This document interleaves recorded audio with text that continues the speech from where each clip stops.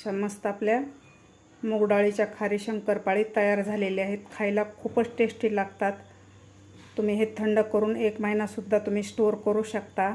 चहाबरोबर तर खूप छान लागतात. लहान मुलांना तर हे खूप आवडतात.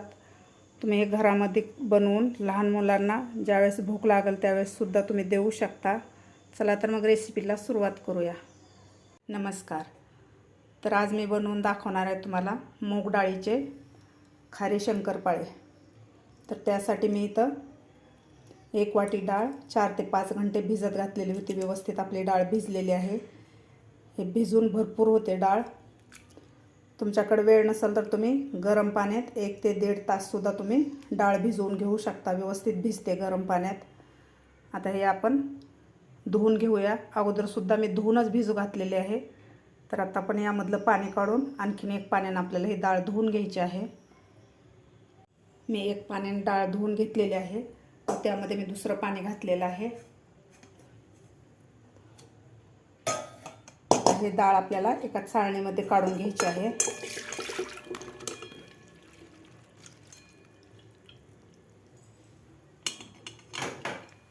आता यामधलं पूर्ण पाणी आपल्याला काढून घ्यायचं आहे. डाळीमधलं पूर्ण पाणी निघालेलं आहे. तर आता आपण एक मिक्सरचं भांडं घेऊया. इथं मी एक मिक्सरचं भांडं घेतलेलं आहे. त्यामध्ये आपल्याला हे डाळ घालायची आहे.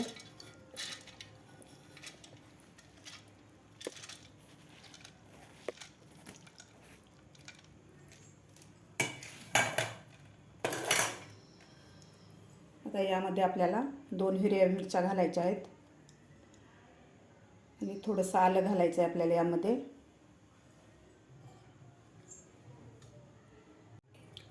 आता यामध्ये आपल्याला अर्धा कप पाणी घालायचं आहे.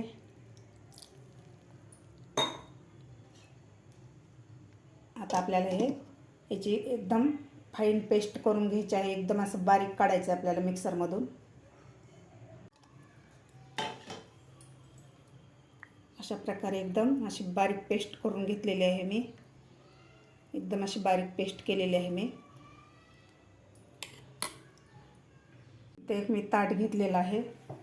या ताटामध्ये आपल्याला हे मूग डाळीची पेस्ट काढून घ्यायची आहे.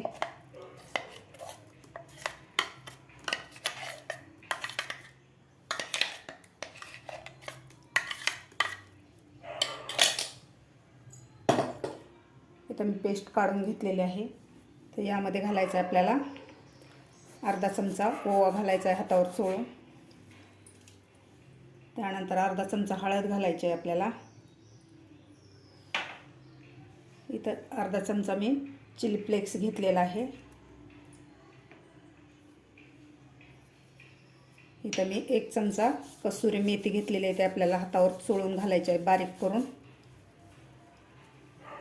त्यानंतर चवीपुरतं मीठ घालायचं आहे आपल्याला.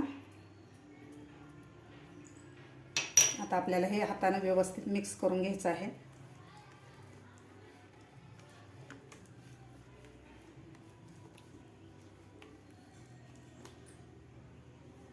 आता इथं आपल्याला थोडं थोडं करून गव्हाचं पीठ घालून ह्या डाळीच्या पेस्टमध्ये आपल्याला हे पीठ मळून घ्यायचं आहे. मी सुरुवातीला 1 वाटी गव्हाचं पीठ घेतलेलं आहे. आता आपल्याला व्यवस्थित मिक्स करायचं आहे. तर यामध्ये आपल्याला घालायचे 2 चमचे तेल घालायचं आहे. आपल्याला तेलच घालायचं आहे, तूप वापरायचं नाही. तर हे व्यवस्थित मिक्स करायचं आहे. आपल्याला आणखीन पीठ लागणार आहे. थोडं थोडं करून मी आणखीन 1 वाटी पीठ घेतलेलं आहे. आता व्यवस्थित आपल्याला हे पीठ असं घट्टसर आपण जसं पोळीला पीठ मळतो त्या प्रकारे आपल्याला हे पीठ मळून घ्यायचं आहे. मी पुढं सांगणारच आहे आपल्याला किती गव्हाचं पीठ लागलं ते. अशा प्रकारे मी पीठ मळून घेतलेलं आहे. ह्या वाटीनं मला 2.5 वाट्या गव्हाचं पीठ लागलेलं आहे. मी अगोदर 2 वाट्या घेतलं होतं आणि नंतर अर्धी वाटी पीठ घेतलं होतं. तर एकूण मला 2.5 वाट्या पीठ लागलेलं आहे. तर आता व्यवस्थित डो झालेला आहे. इथं आपल्याला आता साठा बनवायचा आहे. तर मी इथं 3 चमचे साजूक तूप घेतलेलं आहे. यामध्ये आपल्याला 2 चमचे कॉर्नफ्लॉवर घालायचं आहे. आता आपल्याला हे व्यवस्थित मिक्स करून घ्यायचं आहे.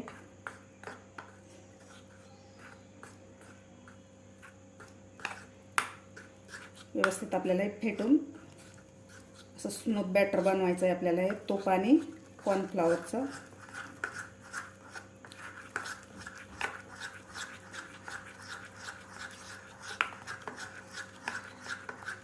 अशा प्रकारे आता यामधला एक आपला आपण पोळीला जेवढं घेतो पीठ त्या प्रकारे आपल्याला तेवढं पीठ घ्यायचं आहे. त्याचा एक उंडा बनवायचा आहे अशा प्रकारे.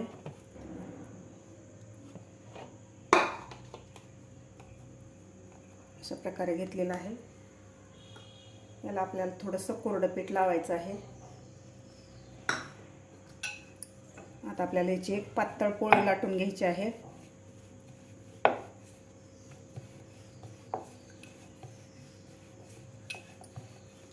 आपण दररोजची पोळी जशी लाटतो त्या प्रकारे आपल्याला ह्याची पोळी लाटून घ्यायची आहे.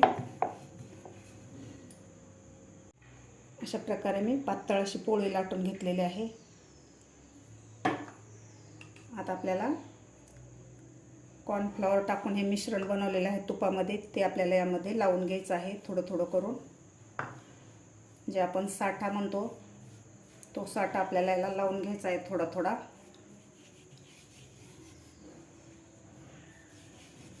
सगळीकडे आपल्याला असं पोळीला लावून घ्यायचं आहे.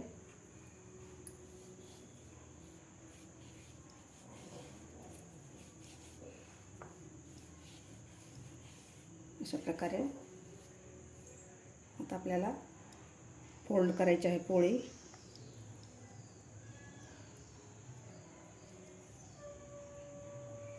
अशा प्रकारे त्यानंतर परत एकदा आपल्याला वरतून साठा लावायचा आहे.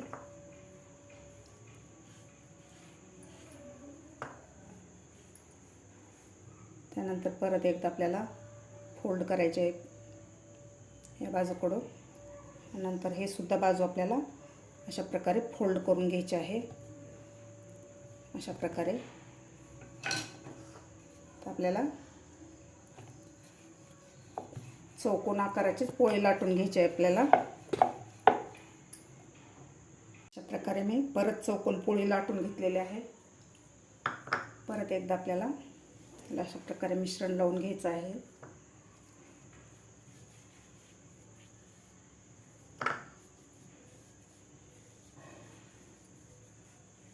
यावर आपल्याला थोडंसं कोरडं पीठ टाकायचं आहे यावर.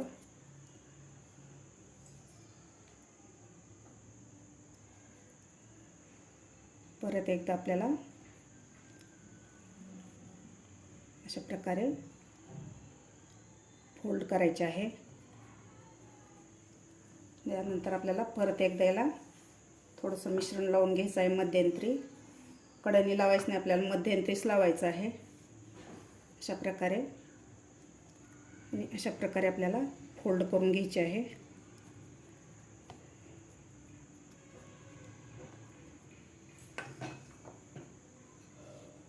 आता आपल्याला अशा प्रकारे याला लाटून घ्यायचं आहे. थोडंसं लाटायचं आहे आपल्याला, जास्त असं थोडंसंच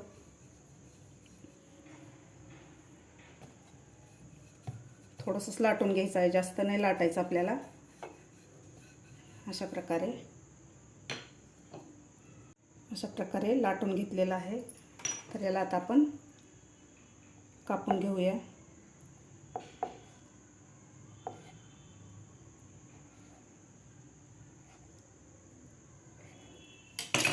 अशा प्रकारे आपल्याला लाटून घ्यायचं आहे.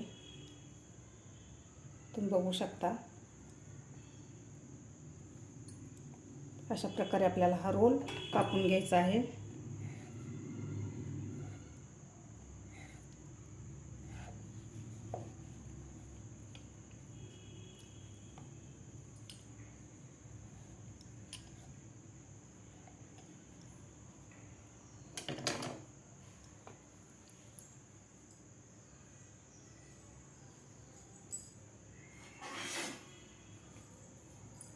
आता आपल्याला एका डिशमध्ये काढून घ्यायचं आहे.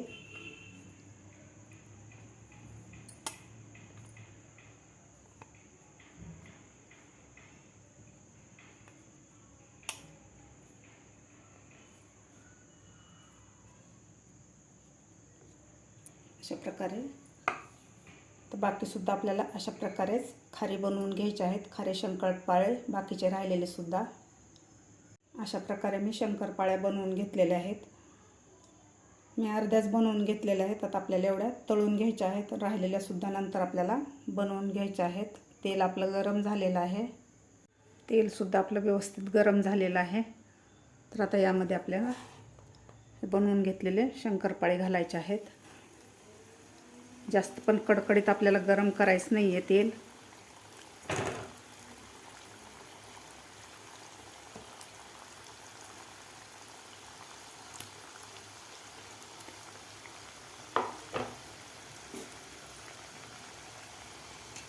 ते व्यवस्थित आपल्याला थोडासा गोल्डन कलर होईपर्यंत आपल्याला व्यवस्थित हे तळून घ्यायचे आहेत शंकरपाळे.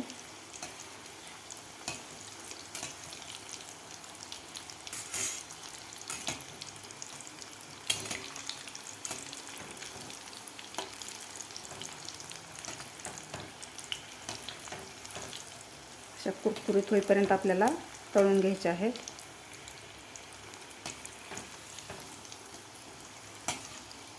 तुम्ही बघू शकता त्याचे लेयरसुद्धा खूप छान आलेले आहेत आपल्या शंकरपाळीला.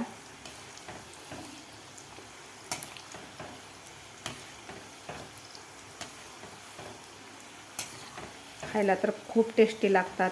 तुम्ही हे चहाबरोबर किंवा सकाळच्या नाश्त्याला सुद्धा खाऊ शकता. मस्त गोल्डन कलर झालेला आहे. व्यवस्थित तळलेले आहेत आपल्या शंकरपाळ्या. तर आपण काढून घेऊया.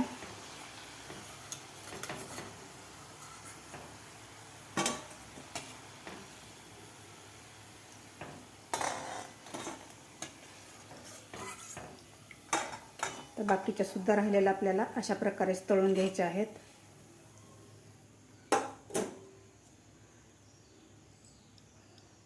दुसरी बॅच सुद्धा आपण घालून घेऊया.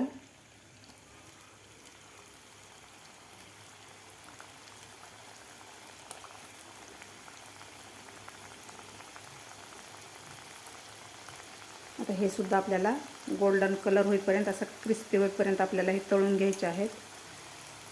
बघू शकता अगदी झटपट अशा मूग डाळीच्या खारी शंकरपाळे आपल्या तयार झालेल्या आहेत. खायला खूप टेस्टी लागतात. तुम्ही थंड करून हे 1 महिनासुद्धा तुम्ही स्टोअर करू शकता. तुम्ही सुद्धा नक्की करून बघा. माझी आजची रेसिपी तुम्हाला आवडली असेल तर नक्की लाईक करा, शेअर करा.